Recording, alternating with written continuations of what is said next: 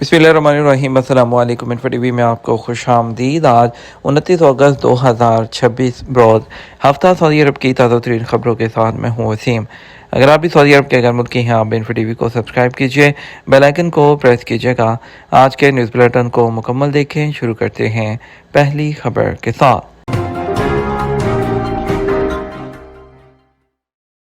Saudi वली-अहद को बांग्लादेश के वज़ीर आज़म का मकतूब मौसूल। सऊदी वज़ीर ख़ारजा से बांग्लादेशी वज़ीर मुमलिकत बराए ख़ारजा की मुलाकात, मुश्तरका दिलचस्पी के अमूर पर तबादला ख्याल।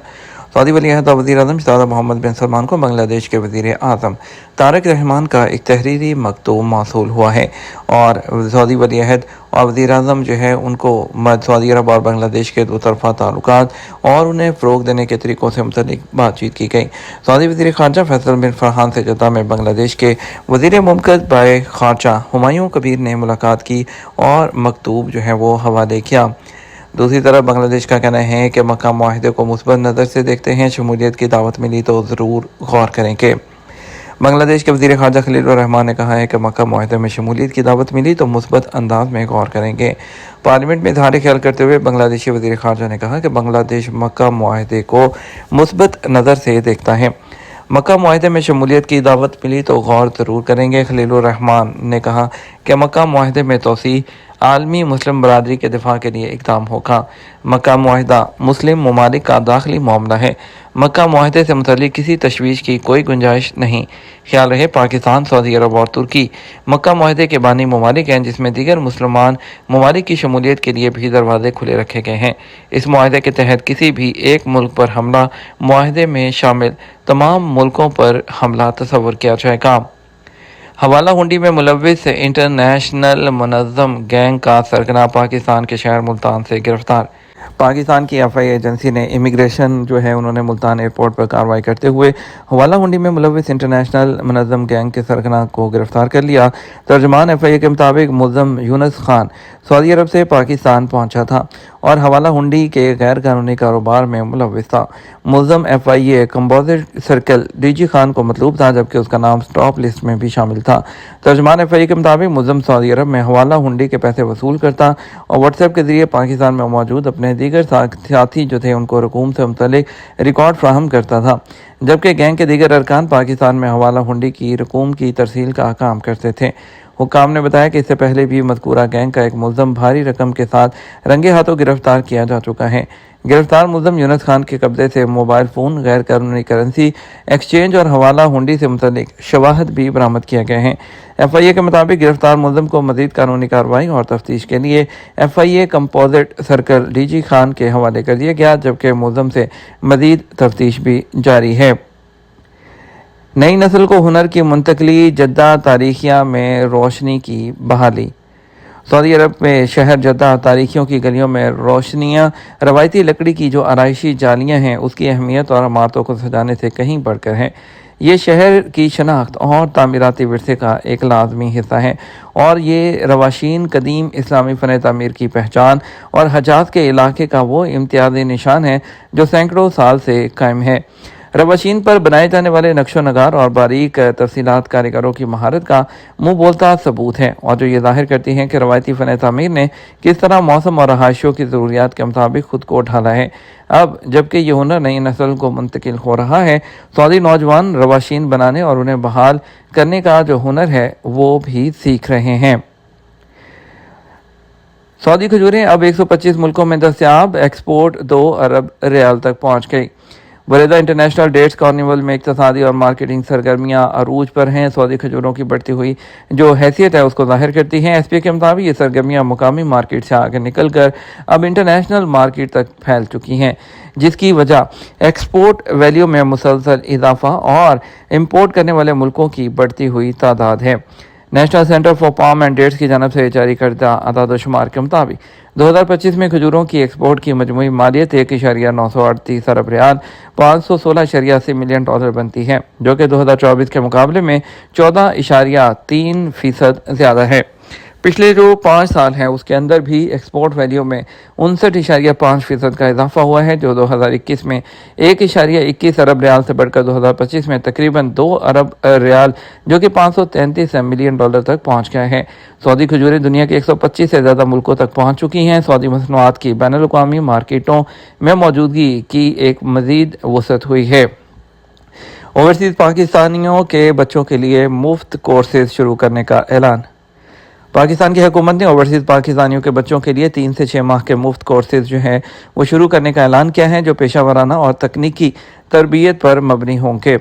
दस्तयाब मालूमात के मुताबिक ये प्रोग्राम वज़ीर आज़म के नेशनल स्पेशल इनिशिएटिव के तहत मुतारिफ करवाया जा रहा है, जिसमें वफाकी वजारत overseas Pakistani, national vocational and technical training commission Newtech और दीगर इदारे शरीक हैं। इस इकदाम का बुनियादी मकसद ओवरसीज़ पाकिस्तानियों के बच्चों को ऐसे जदीद महारतें देने हैं जिनकी आलमी सतह पर मांग मौजूद है, ताकि वो लेबर मार्केट में बेहतर मौक़े हासिल कर सकें और बिलवास्ता तौर पर मुल्की मुआशत को तस्सीलात ज़र की शक्ल में सहारा दे सकें।